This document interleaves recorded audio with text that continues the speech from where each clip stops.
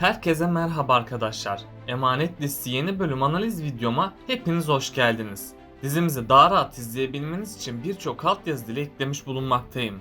İstediğiniz altyazıyı videonun sağ altyazılar kısmından seçebilirsiniz. Lafı daha fazla uzatmadan dizimize geçelim. Yaman'ın Seher'i terk etmesini istemiyorsanız, Ali ve Kiraz'ın birleşmelerini destekliyorsanız beğeni tuşuna basalım ve kaç kişi olduğumuzu senaristlere gösterelim. Yaman Yusuf'u aldıktan sonra Seher'e nasıl davranacak? Yaman Seher'i konaktan gönderecek mi? Yaman Seher'in suçsuz olduğunu kendisi mi kanıtlayacak? Seher'in doğum gününde neler yaşanacak? İkbal ve Zuhal'in bundan sonraki adımları ne olacak? Ali, Kiraz'ı evlenme teklif edecek mi? İşte bütün sorularınıza cevap vereceğim arkadaşlar. Hemen Emanet dizisinin yeni bölümüne geçelim. Seher gün geçtikçe daha çok üzülecek ve zayıflayacak. Çünkü Seher Yaman'ın kendisine neden kötü davrandığını bir türlü anlayamadı. Bu yüzden Seher Yaman'ın ne saklıyor olduğunu bilmek isteyecek. Seher Yaman'a bağırıp çağıracak ama Yaman ona kızgınlığın nedenini şimdilik anlatmayacak. Çünkü Yaman'ın Seher üzerine hazırladığı kötü bir plan bulunmakta. Hatırlarsanız Yaman, Cenger ve Nedim ile görüşmüştü. Yaman o konuşmasında Yusuf'u sosyal hizmetlerden çıkartmalıyım demişti ve bir an önce avukatlara söylemelerini emretmişti. O zamana kadar kimsenin bu olanlardan haberinin olmamasını istemişti. Yaman şimdilik Yusuf'u düşündüğünden bu oyunu devam ettirecek. Bu süre içerisinde Yaman Seher'e psikolojik şiddet uygulayacak. Seher ise Yaman'ın bu öfke nedenlerine bir anlam veremeyecek. Seher bunun üzerine Yaman'ın eziyetlerine katlanmayı seçecek ve Seher Yusuf'un üzülmemesi için Yaman'ın tüm kötülüklerine katlanacak. Ama bu durum Seher'de kapanmayan yaraların açılmasına neden olacak. Çünkü bu süre içerisinde Seher'in psikolojisi gitgide bozulmaya başlayacak. Yaman ise Seher'e günden güne kötü davranmaya başlayacak. Önümüzdeki bölümde Nedim Yusuf sorununu halledecek. Bunun üzerine Nedim Yaman'ın yanına gidip durumu anlatacak. Yaman da gerekli evrakları sosyal hizmetlere gönderecek. Bunun sonucunda da sosyal hizmetler Yusuf'u Yaman ve Seher'e verecek. Tüm aile buna çok sevinecek. Yusuf da bir daha konaktan gitmeyeceği için sevinçten havalara uçacak. Herkes her şeyin yolunda gideceğini sanarken tüm gelir alt üst olacak. Çünkü Yaman Yusuf'un velayetini aldığı için Seher'e boşanma davası açacak. Bunun üzerine Yaman avukatlarına yeniden emredecek. Yaman'ın avukatları da Yaman'ın boşanma işlemlerini başlatacak. Önümüzdeki bölümde Seher habersizce Yaman'ın tüm emirlerini uygulayacak. Tam o sırada Seher'e bir mektup gelecek. Seher o mektubu görünce gözlerine inanamayacak. Çünkü Seher o mektupta Yaman'ın kendisini açtığı boşanma davasını görecek. Seher boşanma davasını görür görmez çok üzülecek. Bunun üzerine Seher Yaman'ın yanına gidip ona hesap soracak. Ayrıca Seher Yaman'a neden kendisinden boşanmak istediğini belirtecek. Yaman ise Seher'e tüm gerçekleri tek tek anlatacak. Seher ikinci darbeyi de sahte kanıtlardan yiyecek. Seher Yaman'ın söylediği sözleri duyunca kendisini savunmaya çalışacak. Seher defalarca Yaman'a kendisinin suçsuz olduğunu söyleyecek ama Yaman Seher'e asla inanmayacak. Yaman tam o sırada çocukluğunu düşünecek. Yaman annesinin evden kaçtığını hatırlayacak. Babasının da intihar ettiğini gözleri önüne getirecek.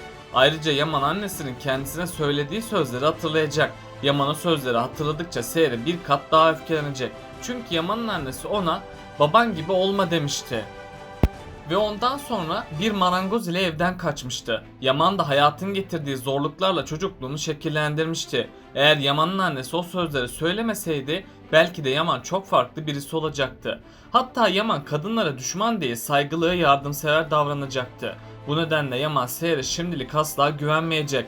Yaman ardından Seher'i konaktan kovacak ve bir daha ona dönmemeye karar verecek. Aslında Yaman'ın sorunu babasının acizliğinden kaynaklanıyor. Çünkü hatırlarsanız Yaman önceki bölümde babasının mezarına gitmişti. Yaman babasının mezarında bir konuşma yapmıştı. Yaman o konuşmasında ben de sana benzedim baba demişti. Sen neden buradaysan ben de o yüzden buradayım diye söylemişti. Yaman'ın bu konuşması Seher'e olan aşkının öldüğünün kanıtıdır.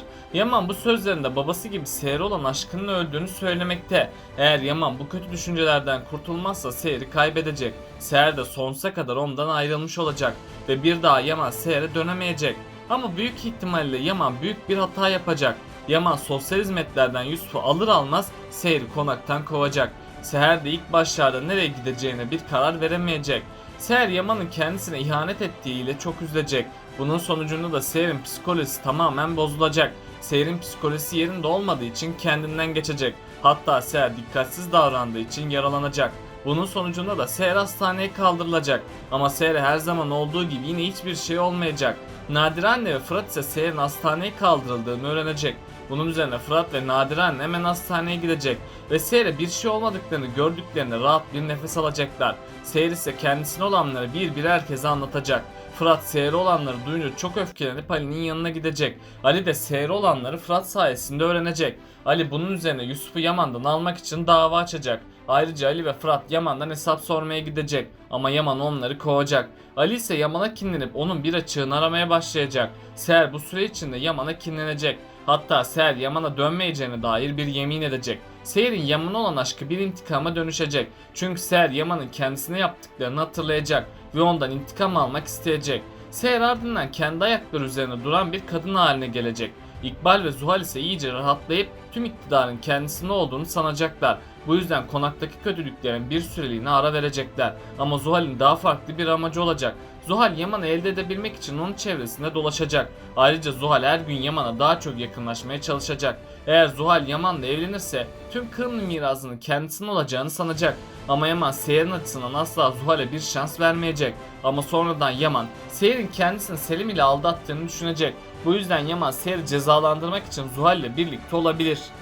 Yaman olur da Zuhal'e bir şans verirse bu onun en büyük hatası olacak. Çünkü Seher Yaman'ın kendisini aldattığını görecek.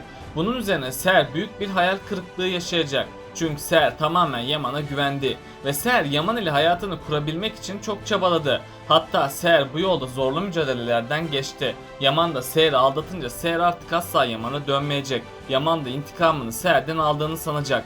Yaman ise Seher'den ayrı kaldığı için gizliden gizliye üzülecek.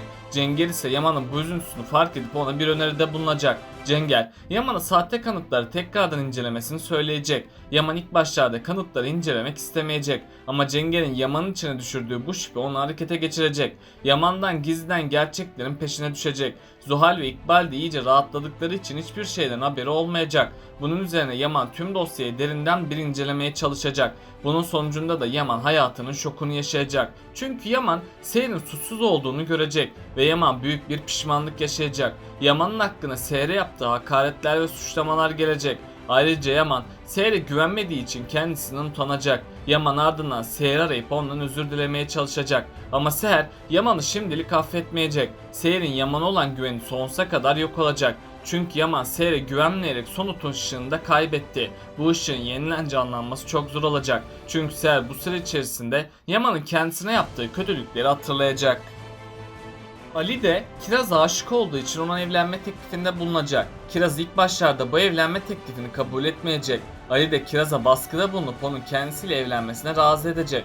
Kiraz da bu evliliği onaylayıp onunla evlenecek. Ama Kiraz düğünden önce ölecek. Çünkü Kiraz yine başına büyük bir bela açacak. Kiraz başkasını kurtarayım derken kendi canından olacak. Ali de bu ölüme dayanamayacak. Tabi Ali de Kiraz'ın vedasıyla büyük bir yıkım geçirecek. Ali'nin hayatına sonradan yeni kişiler gelecek. Ama Ali uzun bir süre kendisine gelemeyecek. Yani Ali'yi de zor günler bekliyor. Fırat en son Neslihan için çabalamıştı. Ama Neslihan Bora'nın kendisini kurtardığını sanmıştı. Bora kirli planlarıyla Neslihan'ı kandırmaya devam edecek. Hatta Bora Neslihan'ın güvenini kazanacak.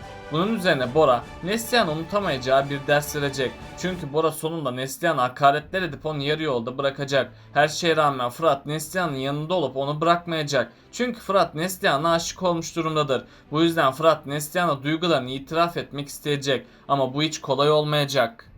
Peki sizce Yaman gerçekleri gördükten sonra nasıl bir yol izleyecek? Aşağıda düşüncelerinizi bekliyorum. Bakalım siz bu konuda ne düşünüyorsunuz? Böylelikle bu bölümün de sonuna geldik arkadaşlar. Bunun gibi videoların devamının gelmesini istiyorsanız kanalıma abone olmayı ve bu videomu beğenmeyi unutmayın. Kendinize çok iyi bakın. Hoşça kalın.